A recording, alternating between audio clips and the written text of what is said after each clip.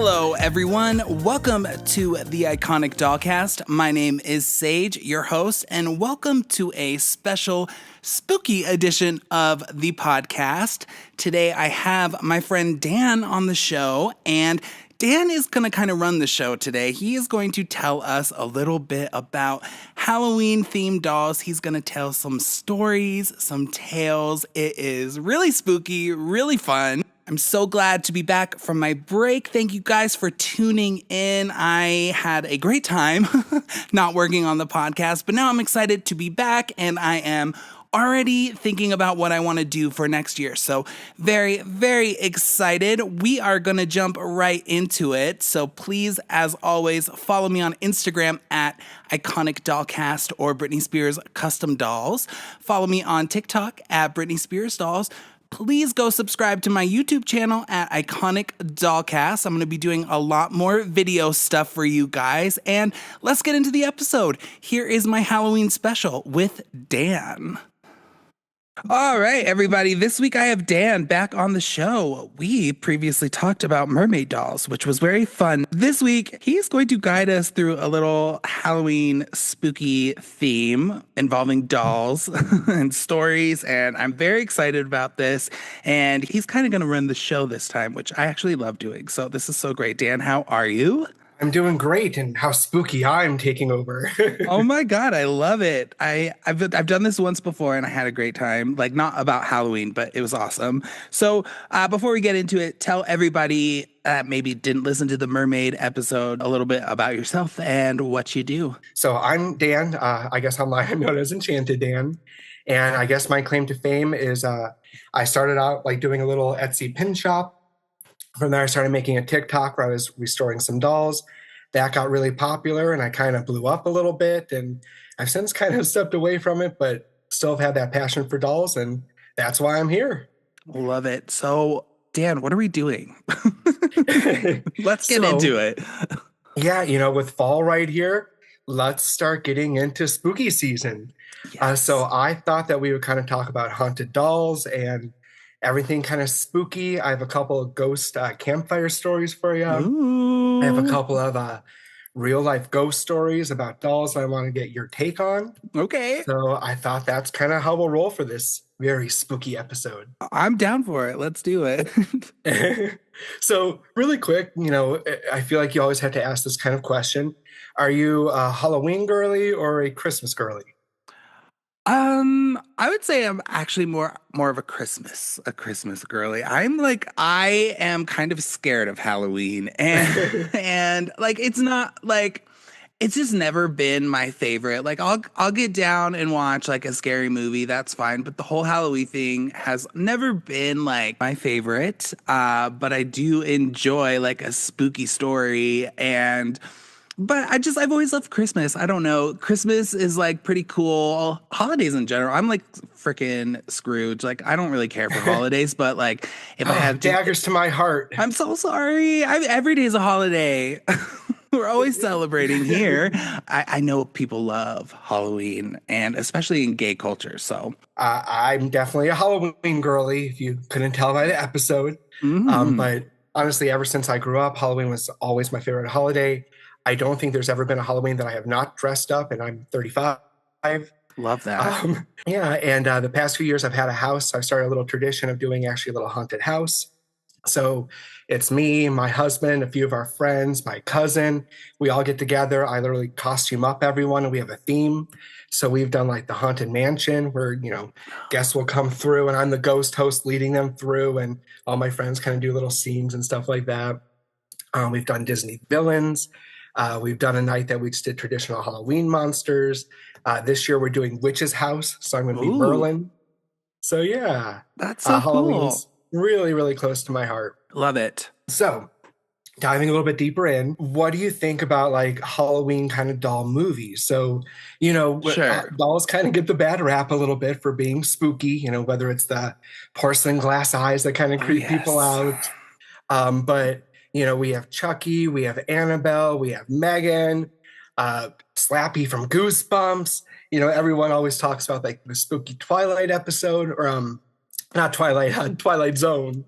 It was like the Yeah. talking Tina, and then they based her for like the Toy Story Chatty Cathy character. And so spooky dolls are a Yeah. huge part of our world. What do you think of any of those movies?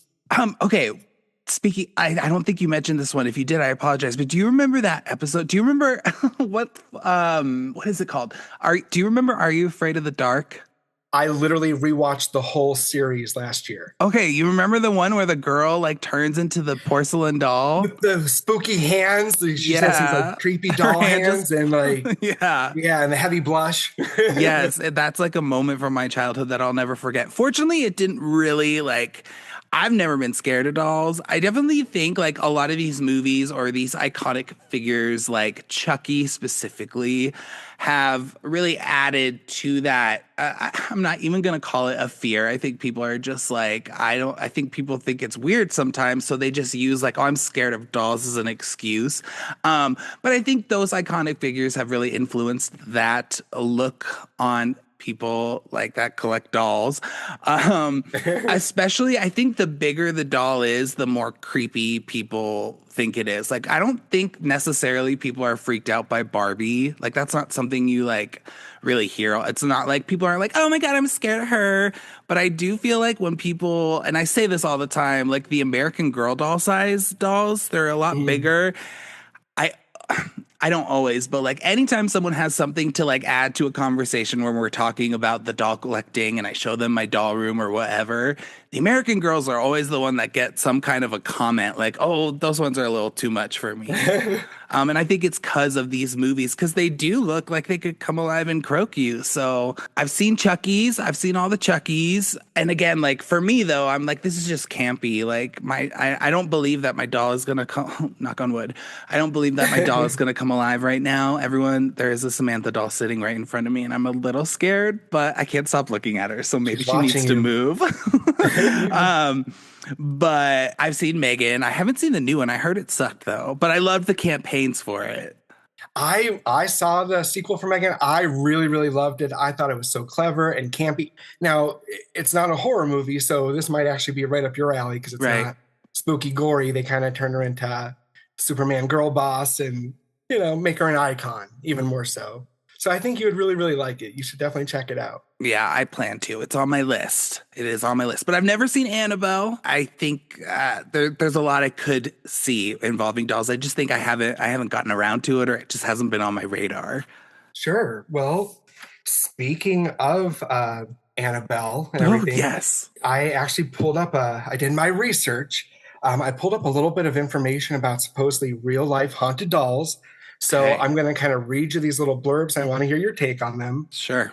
So you mentioned Annabelle, and before we even jump into that, just something that always kind of comes up in like folklore, because I'm an English teacher too, so I love mythology and urban legends and all that kind of stuff. I feel like dolls are also kind of considered so spooky because, for all intents and purposes, they're kind of like an empty vessel of a human. I think for so many people that's unnerving. Maybe it reminds them of like a corpse or just something that's almost human-like but not there or empty. Yeah. Which I also feel like leads into why you have so many stories about like dolls being possessed and stuff. Because once Right. again, it's like taking on this husk of a body. So anyway, speaking of Annabelle, also really quick, the story revolves around Lorraine Warren. Do you know her at all? I don't. Maybe I So do, but refresh me. uh, in like the 90s and the early 2000s and stuff, her and her husband Ed Warren were basically the most famous like psychics that were ever through America. They're responsible for the Amityville Horror and obviously like the Conjuring series. But Hmm. back in the days, like in the 70s, they were notorious like ghost hunters and paranormal researchologists. I also got to meet Lorraine Warren once, and that was Oh, kind of cool. Yeah.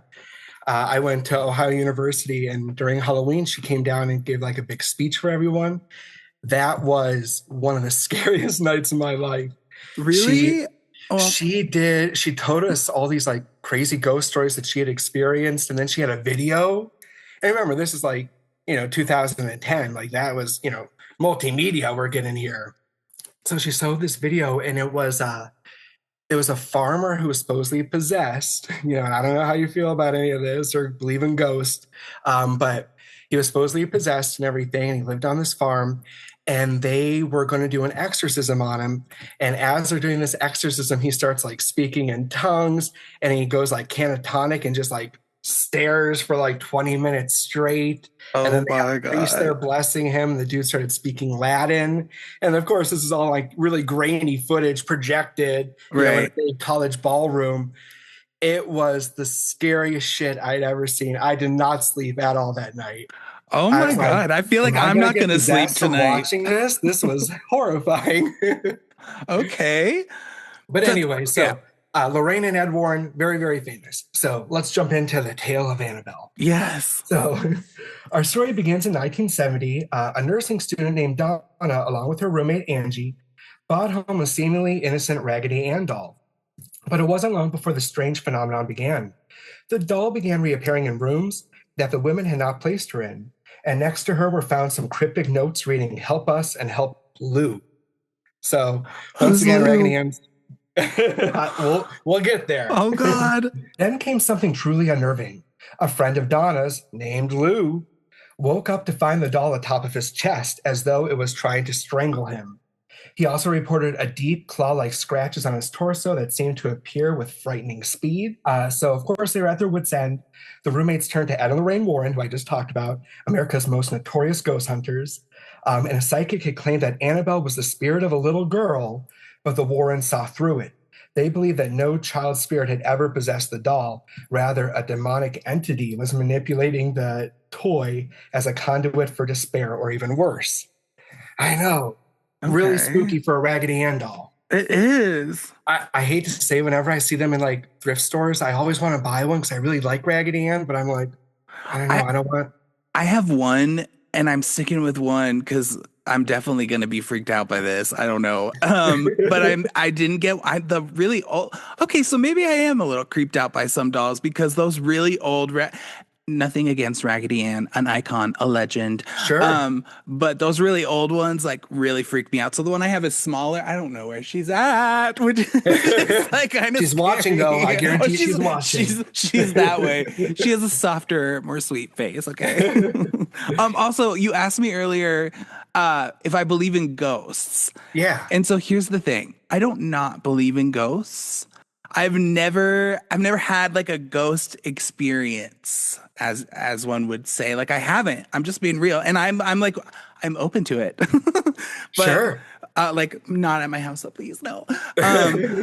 But I don't not believe in ghosts. I haven't seen one. Yeah.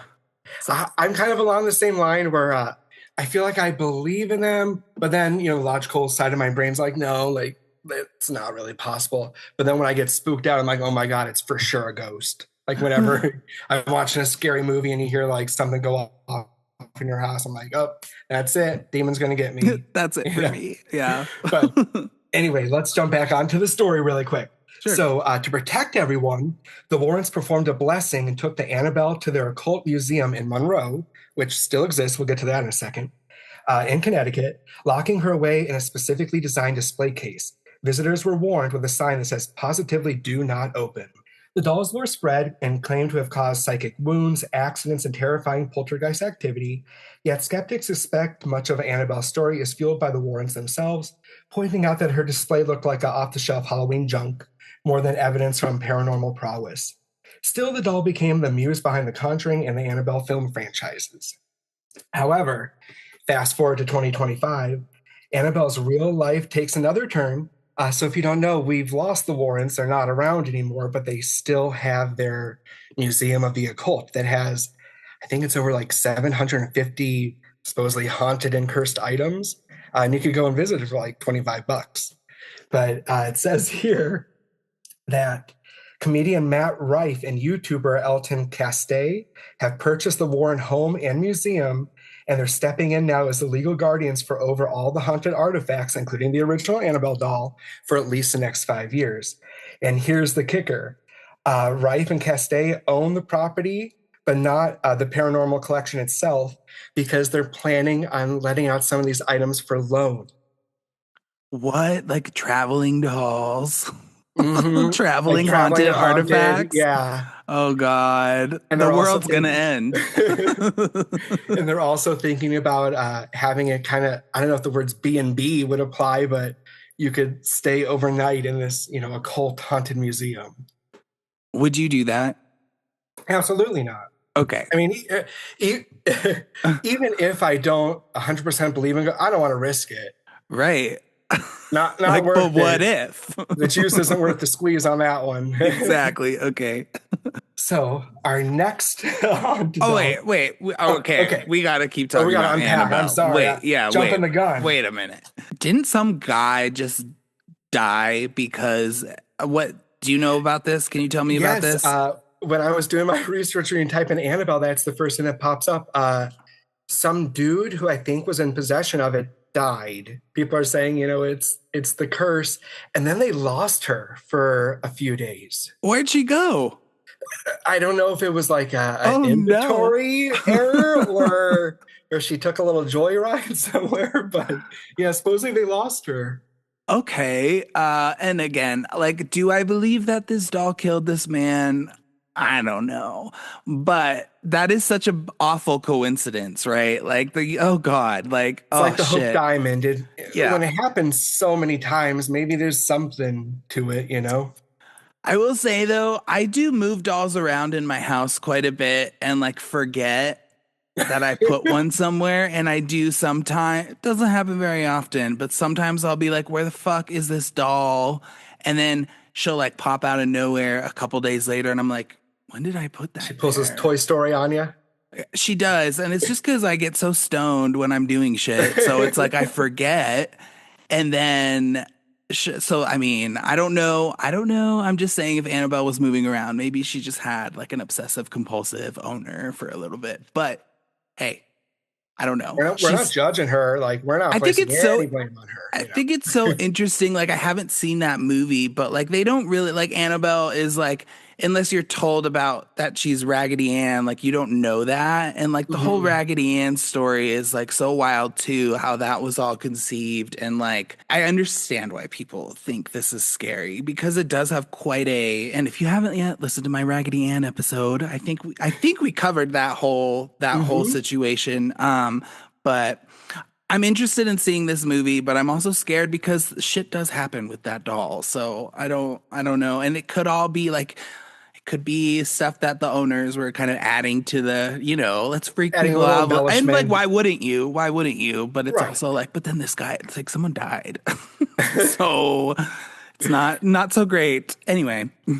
I mean, haunted dolls, like I said, they're a huge thing. I don't know if you've been on. I know you're not looking at this side of eBay, but did you know that eBay haunted dolls are a huge business right now? What Do you is even know that? what that is? I don't know what that is. Yeah, what does that mean? Okay, so people go on eBay and they will make a listing. You could literally type in haunted doll on eBay, and there'll be thousands, if at least hundreds, of items that pop up, and it'll be usually like porcelain dolls. Like when you go thrifting, the spooky ones. You're like, Yeah. ooh, yeah. People I will think they're buy pretty. those. I mean, people are buying them and people are giving them a story. So basically, they're going onto eBay. They're saying this doll is haunted, and they give it a name. So they're like, this doll, Sarah, is haunted. And then in the item description, they'll make this really interesting narrative. So, you're buying a little bit of a story with it. It'll say, like, this doll is Sarah, and she has the spirit of a Victorian child, also named Sarah, in it. And we discovered her in a ditch off the road one day. It's always these crazy things. And then it'll give things like, if you give Sarah a cupcake, she will give you good luck for 5 years. But if you put her in Mm. front of a mirror, you and your family will be cursed for 3 years.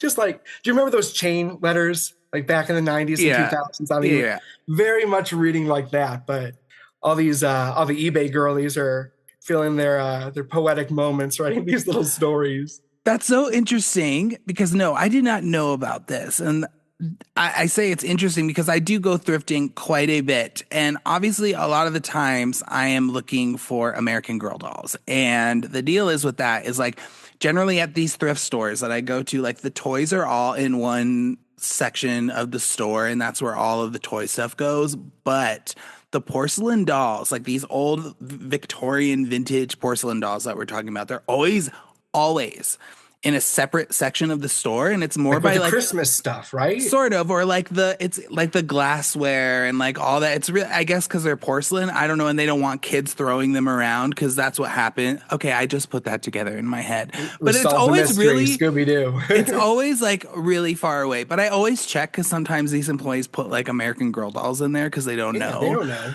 But I have noticed lately, like in the last year or so ish, maybe, like, because usually you go and there's hundreds of them. Like that shit, no one buys it.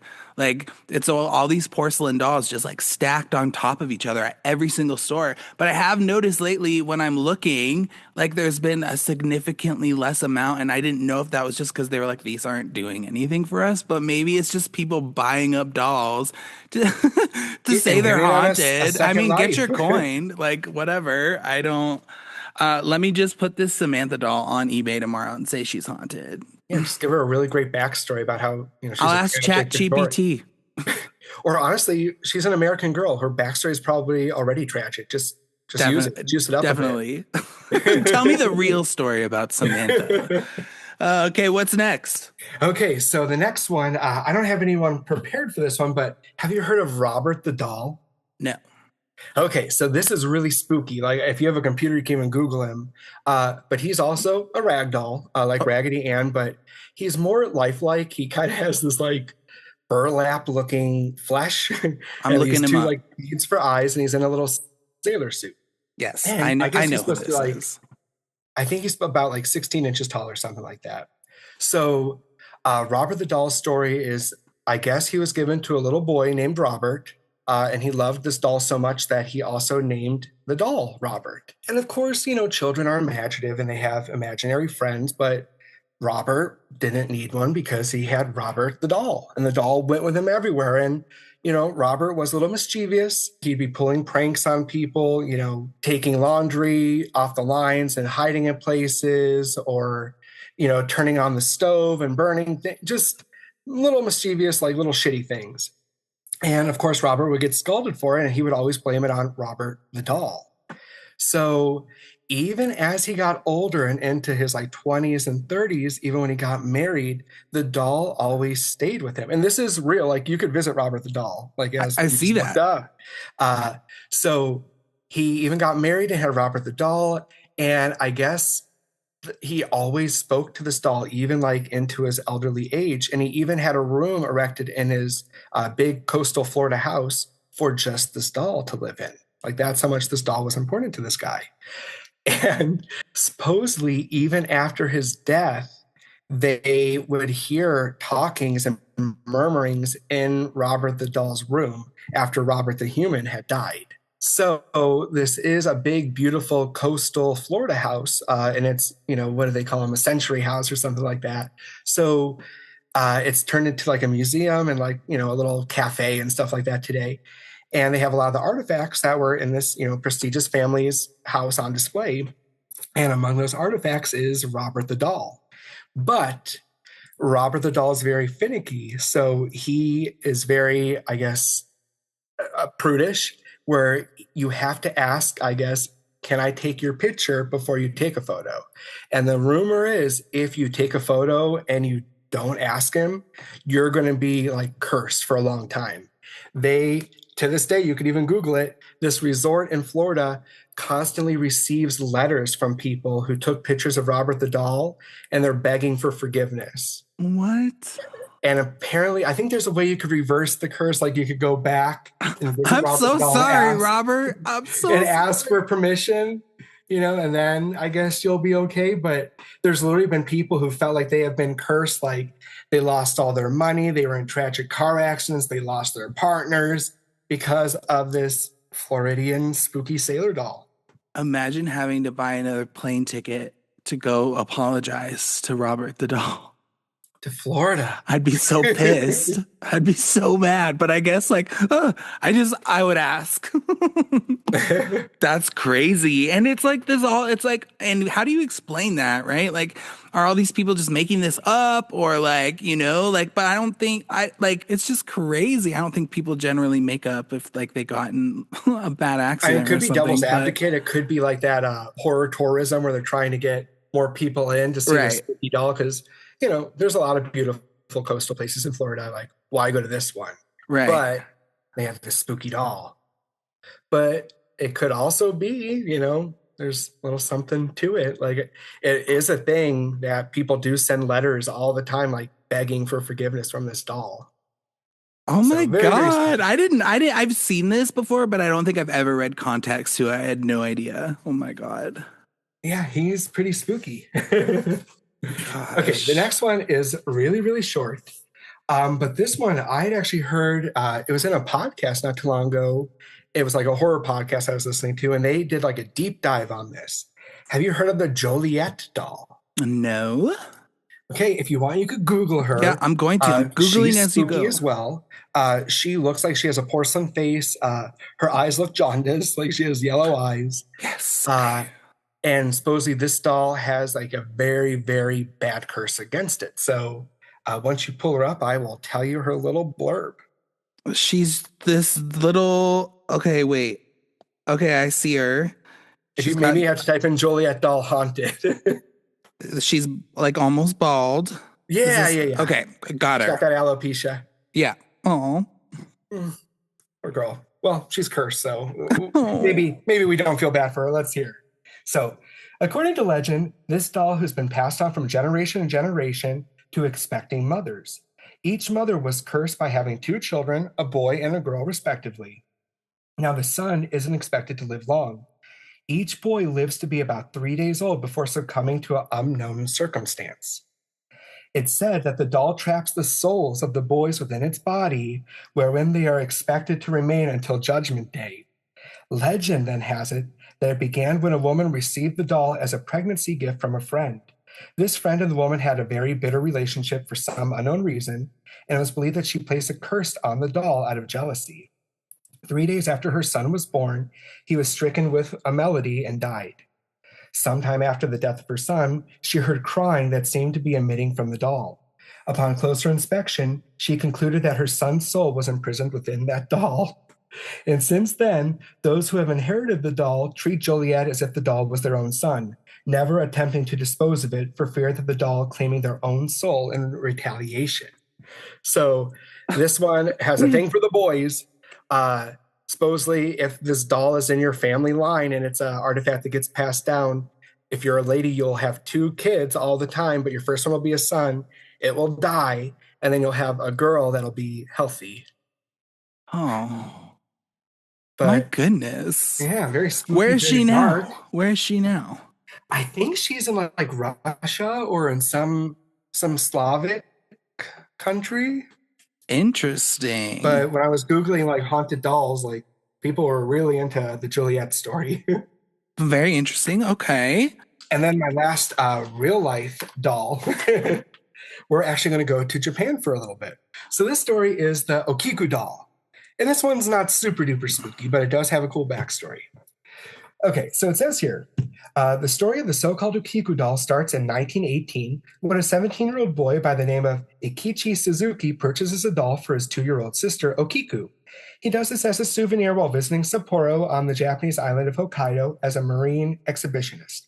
The doll itself was around 16 inches tall and clad in a traditional Japanese kimono.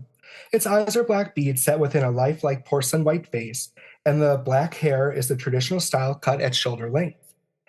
Ikichi immediately knew his sister would love it and brought it for her right away. The overjoyed little girl was smitten with the doll and played with it every day, even going so far as to name it after herself, Okiku. The two were reportedly inseparable and went everywhere together until tragedy struck the following year and Okiku fell gravely ill. The girl soon died from complications of severe influenza and fever, and the mourning family placed her beloved doll in the family altar in memory of their daughter. Not long after the heartbroken family placed the doll on the altar, they noticed something odd. The jet black hair of the doll, which had originally been cropped at the shoulder and with neat ends in the traditional style, started getting longer day by day, and the ends of the hair became random and haphazard in length, in contrast to the straight cut that had previously before been long. Before long, the hair had grown all the way down, all the way down to brush against the doll's knees, which caused even more alarm amongst the family to conclude that Okiko's spirit had somehow inhabited the doll. Even when the doll's hair is trimmed, it soon grew back inexplicably and always stopped around knee length. So that's the lore. To this day, you can actually visit the Okiku doll, and there's a little bit more information here. It says, in 1938, so quite a long time ago, the Suzuki family moved to Charlatan, but was wary of taking the mysterious doll with them.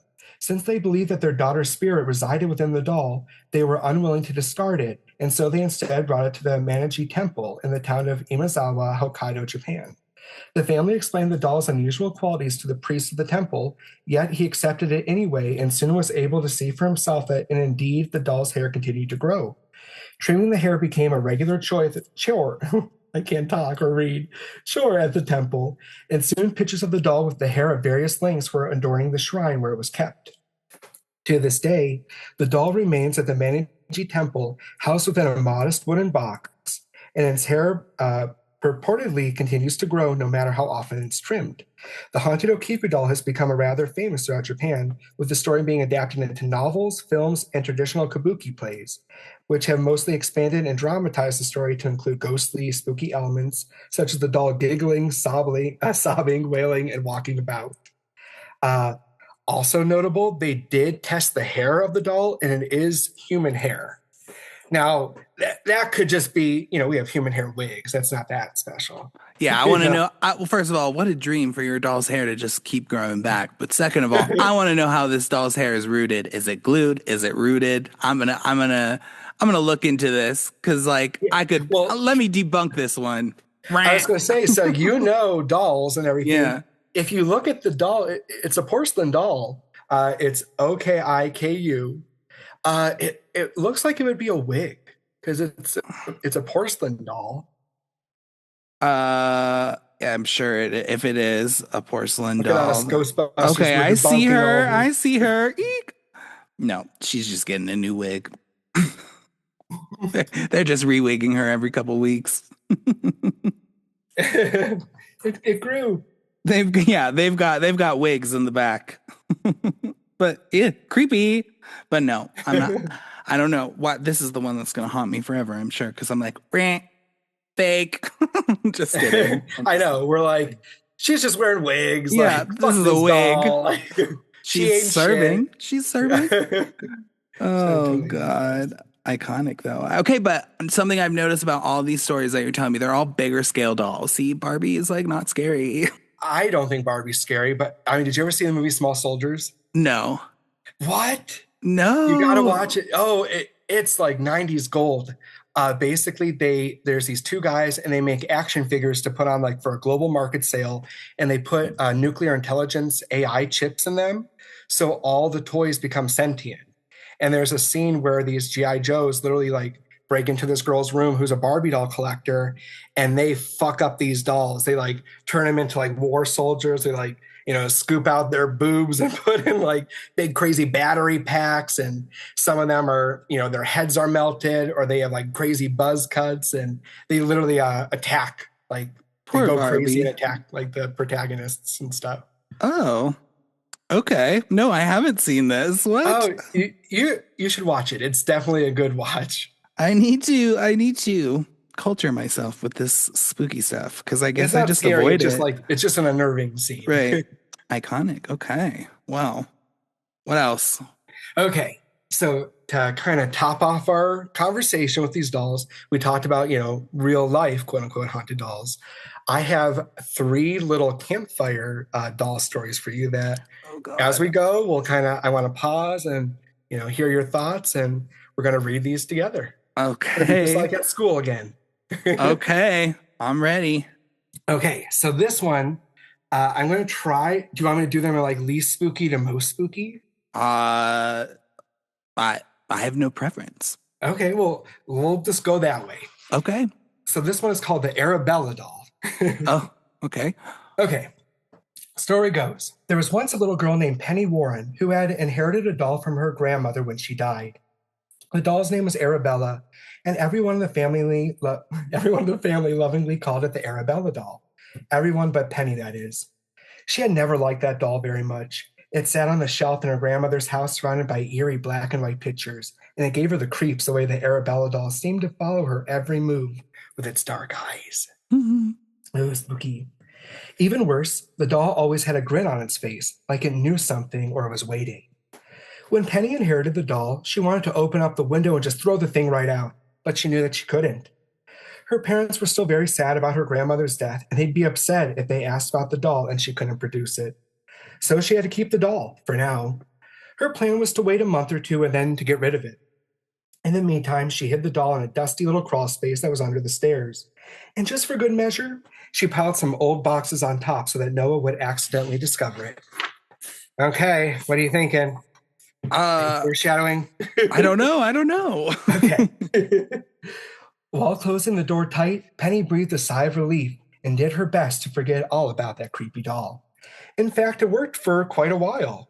It was at least a week later that she had even thought about the Arabella doll again. As Penny was falling asleep one night, she suddenly heard a noise from downstairs. It was a shuffling sound that went for a long time and then a dragging noise. Maybe it was just the cat moving about. Maybe it was a door opening. Then came the sound of something like light footsteps running fast across the wood floor downstairs. Could have been the cat, Penny thought to herself. But then she pulled the covers up to her face just in case, making sure she could still peek out and see down the hallway. You see, Penny had always been a little afraid of the dark, and she liked to sleep with the hallway light on and her bedroom door open just a bit.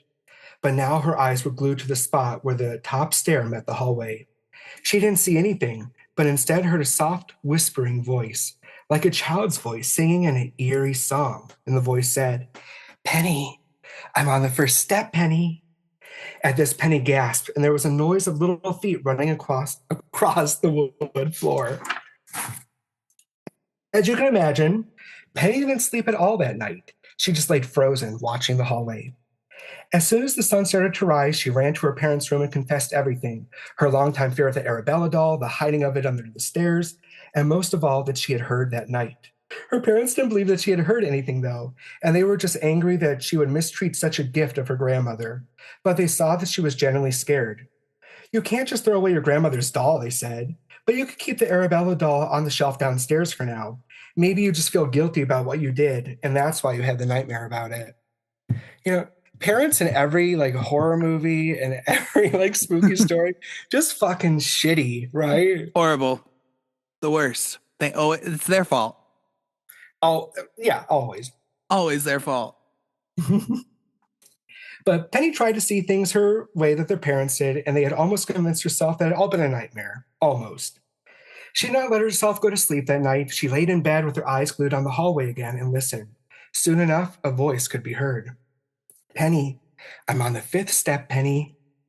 Despite herself, Penny gasped in terror and then heard the little sound of tiny feet scurrying down the stairs and across the wood floor. She didn't sleep at all that night either. Penny pleaded with her parents to let her sleep in the safety of their room for a while, but they would have none of it. Once again, these fucking parents. She knew that she had to do something. She hadn't slept in 2 nights and surely wouldn't be able to stay awake anymore. So Penny did something she had never done. Right before bed, she switched off the hallway light and closed the bedroom door tight. Arabella was just a doll after all. In the dark, she might not be able to find her way, and surely she'd never be able to reach the doorknob. Despite this, Penny tried to force herself to stay awake, but no matter how hard she tried, her eyelids kept closing, and she finally drifted off. The next thing she knew, she had snapped awake. Was there a noise? She leaned towards the hallway and listened. "Penny, I'm on the top step, Penny." The voice was very close now. Horror gripped Penny as she realized her mistake. If the Arabella doll could open the crawl space door, then she could probably open up the bedroom door too. With shaking hands, Penny moved the covers off and slowly walked towards the door. She knew that once she opened it, she would have to run as fast as she could to her parents' room. They would save her and finally see for themselves that this was not a dream. She turned the doorknob, opened the door, and made a run for her parents' room, hoping to call for them and to shake them awake. But all they heard was her screaming. Her parents ran out frantically in search for her, and to their horror, they found her body on the wooden floor at the bottom of the stairs. Oh, They guessed that she had been sleepy, been going to the bathroom without turning on the hallway light, and had fallen down the stairs. of And course not they too far do. away, the Arabella doll was propped up against a wall, smiling. Oh, she croaked her. Yeah, no shit. She's like, "You're not going to put me in the stairs, bitch. I'm not Harry Potter." Yeah, what the hell? And fuck those parents. Yeah, no kidding. Like Oh this. my God. If I ever had a kid and they told me they were creeped out by dolls, I'd be heartbroken because I would feel so bad that I would have to put them somewhere else. Which is why I won't have children. Yeah, So it's an easy choice, right? yeah, choice made. Oh, that was creepy.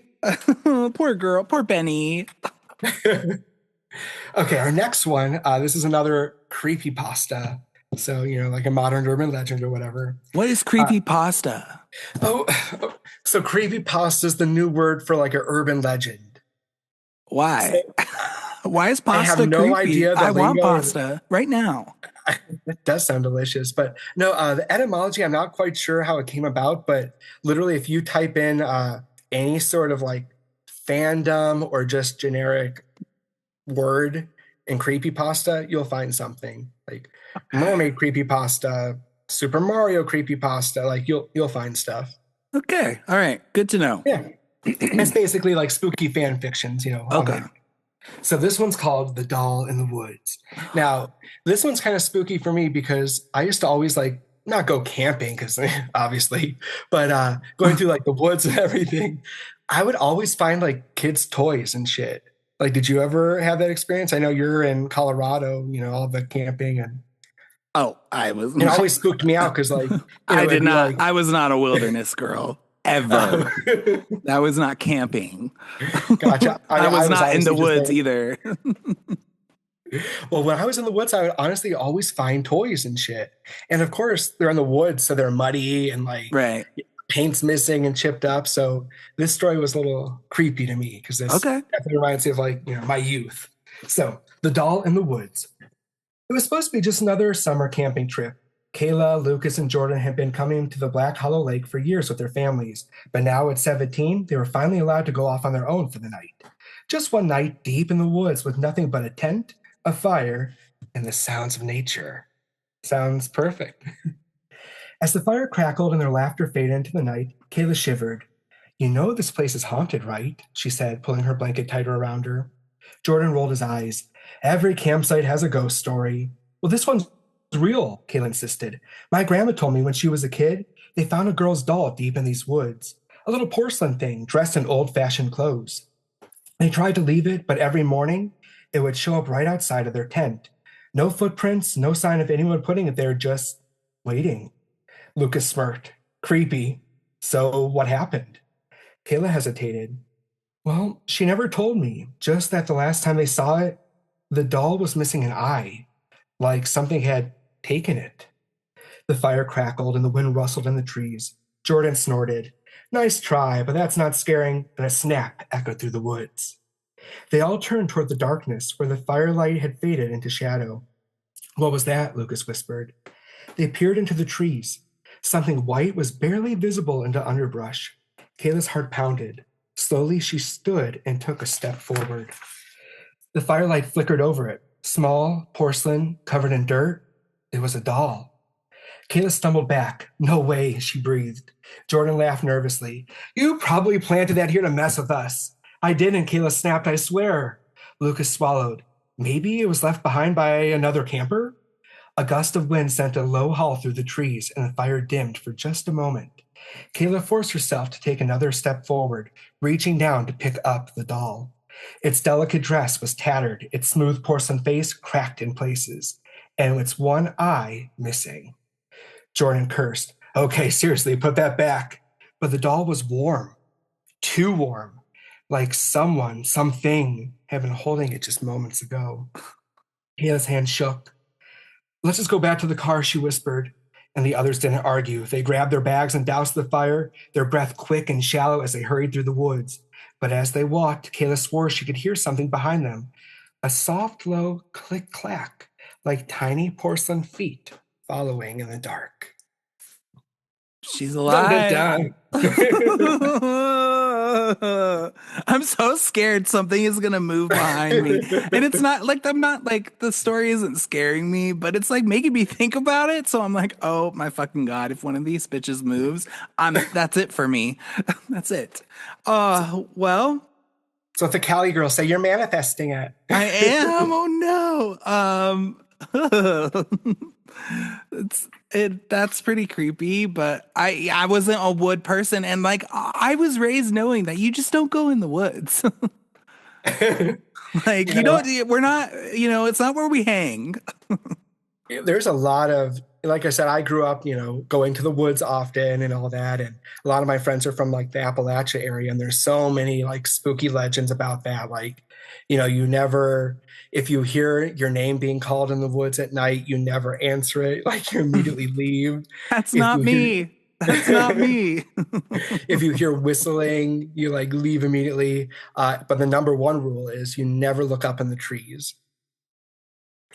Why? Because there's Apparently something looking at you, I guess. an owl. I'm just kidding. I don't know. That's just what they say. They say don't look up at the trees. They also Oh, say if you're ever walking in the woods and it gets like really quiet, that's like fucked up. Like if you don't even hear animals or birds or like that there's something stalking you, whether it's like a person, an animal, a monster, a doll. a doll with little tiny porcelain feet. Oh my God. Yeah, no, I grew up in the suburbs. I mean, we have like the mountains, but I wouldn't even go in those either. I wouldn't be scared of a doll coming to get me. I'd be scared of like a fucking killer. I mean, I guess honestly, looking at the level of like true killers, yeah, killers Yeah. definitely have more of a body count than most dolls. Yeah, freaks me the fuck out. Because I am in general just a scared person. Everything scares me. Meanwhile, I smoke cigarettes. And it's like, oh, well, that's pretty scary. And I'm like, I'm done. I'm not scared of that. I'm scared of like being, like You'll be scared of that when you're like 60. Like we're not everything worrying about scares that me. now. Yeah, I'm not worried about that, but everything else scares me. Like, I don't really like driving. Like, I don't really like, I hate I don't like flying. driving. I hate flying, and I would definitely not be down to just be in the woods. I'd be so scared. I don't know. I think it's fun, but I also like being scared. So Do you go that's to why I'm do you here. go to haunted houses and shit? Oh yeah, I mean, I host my own haunted house, so Okay. of course I go to them. I'm not too far from Cedar Point, and they do a really big Halloween weekend stuff where the whole theme park is themed for Halloween. They have like 6 haunted houses. They have monsters walking around to grab you and scare you, just walking through the park, not necessarily even in the haunted house. And of course, they sell like a $20 light up little ghost necklace that is basically the "Don't fuck with me" necklace. Oh But you my got to pay God. $20 for it. Well, yeah, of course. Capitalism, gotta love it. When I was younger, like teenager, me and my friends used to do that. And like every time we do it, I'd be like, why did I do this to myself? Like I get scared. Like this is scary. I also like every year the city I work for holds a big Halloween event, and it's not my favorite to do because I especially hate it. I like the kids are so cute and it's like whatever, what like oh like yay, but it's like freaks me out when the adults do it at a kid event and they take it a little too far, and I'm like, take your fucking mask off, bro. Like you're scaring the shit out of me, and like I don't know. I don't know why you would do this at a kid's event, whatever. Halloween for me has never been a big deal. The only like two major times I like one time I was the pink Power Ranger and I was in like kindergarten, first grade, and I Yes, was like, Kimberly, we stand. I was so excited that I think my grandma or grandpa had got me one and they didn't have the pink Power Ranger, but then one, and I was like bummed about it, but I was like, okay, I guess I'll be yellow. But then I think my grandma ended up finding it, and I just remember being so excited because it came with like the helmet and like the gloves, because Halloween costumes were legit as hell in the 90s. Um, And then fast forward like 100 years, like one time, me and my friend Andrea, she was Katy Perry and I was Freddie Mercury. And I Yes. fucking killed it. And I was like, I couldn't care less about Halloween. Like, I don't know. And I won this like contest, like this costume contest, I think. And I'm pretty sure we were all so blacked out that like we didn't even like stay or acknowledge it. But like, I had like got the costume and then made the rest of it. And that's like literally all I have for you on my Halloween. Like, I cannot. Well, I remember being so fucking cold. Like, when we would like, yeah, that's. Another year in I think college was my Halloween peak. One Mhm. year, me and my friends last minute were like the Spice Girls, but not. Like we just didn't have Who time. are And so you? I was Ginger and I just had like I had a Union Jack shirt that I like had to fit myself and whatever, and I was in like really tiny shorts. Me and my friends are going as the Spice Girls this year, and we're going to Nice. a gay bar and stuff, and we're going to enter the costume You competition. So absolutely wish us should. luck. But it wasn't anything special, but I just remember like we didn't plan ahead and like it was October in Colorado. It was so fucking cold and we had to walk home and I think it's like one of the coldest moments I've ever been in my entire life. And we were Oh drunk yeah, too, so like I don't know. the beer code even wasn't doing it, It huh? wasn't I just remember being so fucking cold, but that's really it for Halloween. Like I don't it's not something I'm like super it's not my Here it's favorite holiday. I'm in Ohio, like Northeast Ohio, Cleveland area, and Halloween's always been such like a huge thing here. Like growing up, all the way through like seventh grade, you were encouraged to wear costumes to school. There was always like a little Halloween parade where you could walk around and show off your costume. Usually, they would do like special events where teachers would read spooky stories, and they would have a spooky game set up in the gym with the lights half off, and fun things like that. When I got to high school, me and my friends still like dressed up and everything, and we would go because once again we're in the Midwest. They have haunted hay rides here, where Mm, you just hop onto some tractor that has a bunch of hay on it, and they take you through all these scenes. And there's like people that come out and grab you, and so absolutely we do not. that in the haunted houses, and that's really fun. Um, like I said before, I went to Ohio University, which is renowned for its like Halloween party. It's just streets just lined with people. Like it looks like you're looking at a video of Times Square on New Year's Eve. It is just thousands of people, and they like couches on fire. It always gets crazy, and there's like 26 bars, within like a 1 mile area and stuff. So it's just blackout crazy people in costumes everywhere.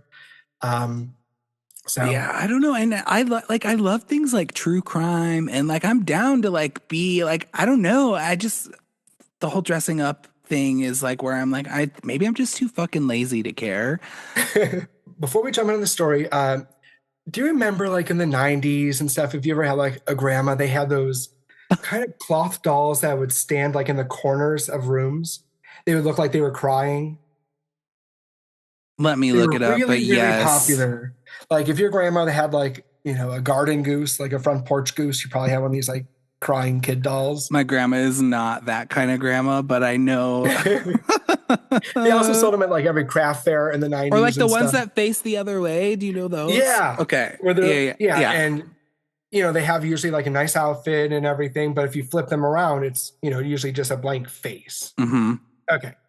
This story is called The Faceless Dolls. My mother and I used to live together in a large house on the crest of the hill. We had a sitting room that overlooked the churchyard cemetery and a short way down the road. I rarely went to that room as a child because that's where my mom kept most of the faceless dolls. Later, I learned that they were called shy kids or hide and go seek dolls. But they're these life size dolls and they're posed with their hands clasped in front of them. They could be propped up in corners or against walls, and it looks like the child is covering their eyes as they sulk in a timeout or count to 10 as part of a hiding game. They're designed to face the wall, so the front side is usually unfinished and it doesn't look like the person at all. As an 8-year-old, I was creeped out by their limpness and how they slowly slumped down if mom didn't readjust them every few days.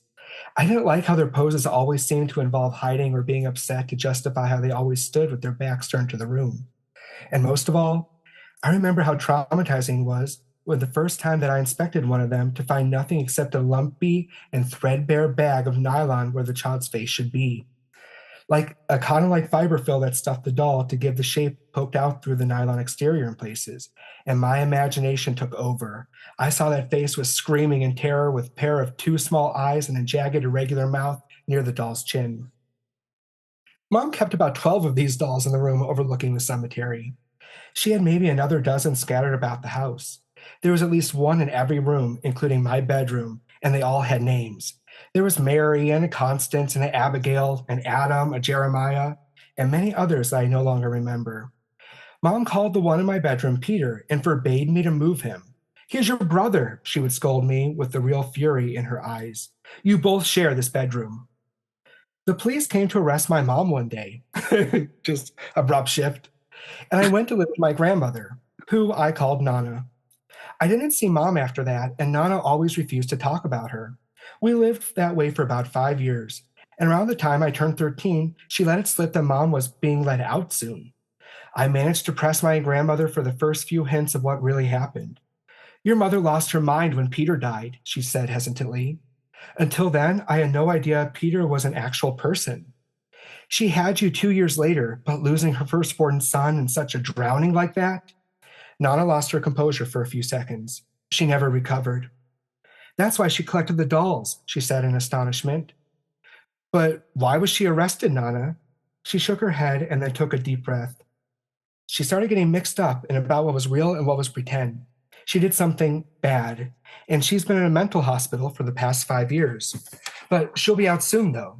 My grandmother tried to look brave, but couldn't quite manage it. I'm hoping she feels a lot better when we see her again. Nana drove me to visit mom, but I didn't want to stay. I didn't want to stay herself. I'm sorry, she told me as the car idled in mom's driveway. I just can't face her. Call me as soon as you're ready to be picked up or if anything seems weird. I will, I said. Mom was excited to see me, and we walked about the door, but not quite the way that I expected. She seemed gaunt and wild, crazier than I imagined she'd ever could look. I remembered our well-kept childhood home, but her new apartment was messy and barely furnished at all. She called me by name and hugged me and then asked, "Did you bring your change of clothes?" Yes, I nodded and indicated the backpack that I was carrying. Mom had been adamant on the phone that I bring something to change into.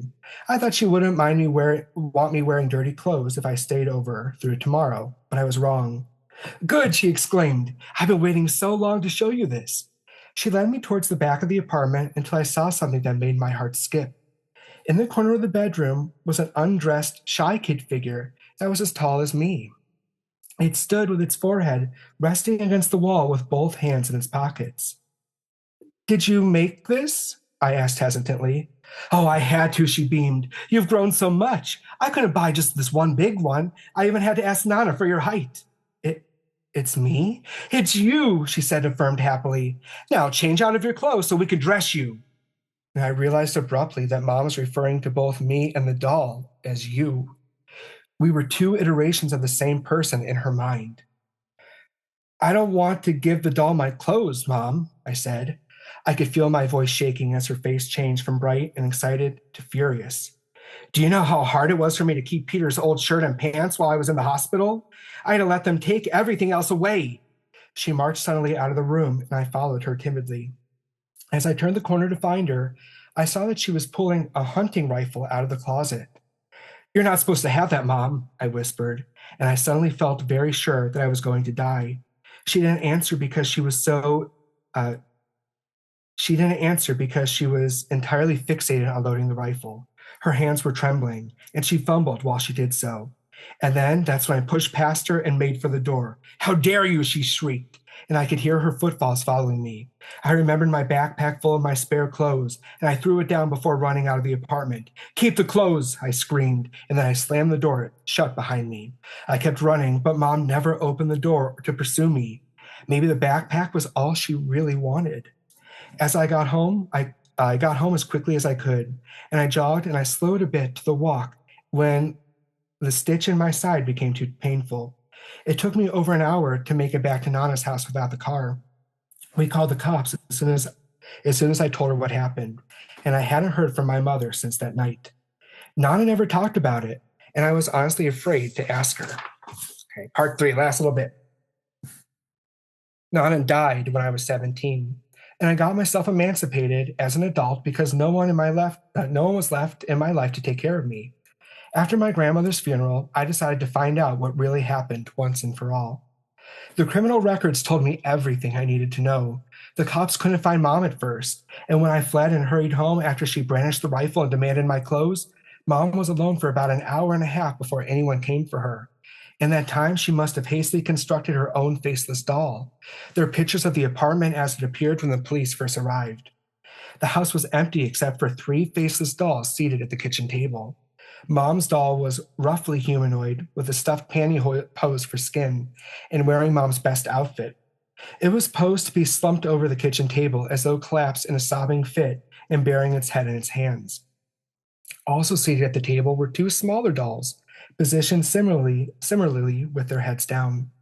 One was the teenager size that represented me, and the other looked like a child. I'm sure it was meant to be Peter. They found her in her underwear, hiding in a garbage truck's bin. I think Mom climbed into the relatively empty dumpster and just waited to die. Now that her family of dolls was perfect without her, she just threw herself away. I went back to the older records of Mom's criminality, and it got much worse. The charges for her first arrest read as follows: interfering with a burial ground, desecrating of a corpse, and attempted abduction. Mom had been going to the cemetery and digging up the bodies to dress her dolls. Among her targets were the long dead children named Mary, Constance, Abigail, Adam, and Jeremiah. And I could sometimes see the doll outfits in my mind and how out of date they often were. It all makes sense now. The police finally caught on when Mom graduated from the simple grave robbing. She apparently tried to lure a little girl named Ruth into her car. That's when Mom went away for the first time. I'll always love my mother, but I can't forgive her. And to this day, whenever I see a human form facing away from me, there's always a split second of wondering how horrible the things I can't see might turn out. That was pretty creepy. Yeah, really spooky. You're like, what a weird ass concept those dolls are. Now that I'm like thinking about it, like the whole time I'm like, what a weird. Just a doll always being scorned and like facing the other way. Like it's so weird. Like what a weird. I gotta look into those more because like what? And a lot of people did have those. Oh, they were really popular. I had a lot of like aunts who had them at their houses and stuff. I remember thinking they were kind of creepy. I knew there was gonna be dead bodies involved in this, or like somehow like dead children. Wah, wah. Yeah. So fucking scary. I'm definitely gonna have to put like a disclaimer in this. Like, this is not for children. Little trigger warnings, spooky stories. As much as I love all these stories, it feels a little icky now being in a room like surrounded by all these dolls after hearing all these like spooky, creepy tales. A little, at least all of my dolls have faces. Also, like, my dolls are legends. Icons. They will not be found in the woods. And they certainly don't get new wigs every week. Yeah, not like that Okipu bitch. Yeah, fraudulent. Just kidding. Able to buy new human hair weaves every week. Like, damn, even after the death. Like, that's too dark. Damn. I love this. This is actually not what I was expecting at all. But like, to be fair, I just was like, oh, I looked at your outline like briefly and I was like, he'll know what to do. This is not what I was expecting. And this is fantastic. Oh, I think everyone's gonna like this. I enjoyed it just because again, it's always nice to not be on the like side of like, let me ask you all about your life. Well, it's daunting to be like, you know, the host and like, and also like reading, you know, I'm reading, but then like there's a little part of me that's like, other people are listening to you read, don't fuck it up, and then if you fuck up. Oh, you're pretty good. You're a good outlet. I'm assuming you went to school to be a teacher. You have you know how to read out loud. You guys can't see this, but Dan was being very animated. I don't even know if you noticed, but like you did some voices. It was great. And you know, when it comes to dolls, like Halloween is a big market for dolls.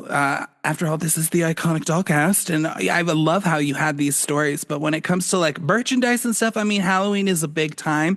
I think like even like Monster High dolls, it's like year-round Halloween, really. And you know, there's always something super iconic being released every year for Halloween. American Girl just did their Wednesday Addams doll, which is cool. I consider that a little Halloween-y because like definitely. All the kids are going to be her. Yeah, all the kids are going to be her for Halloween. So it's like she's an icon.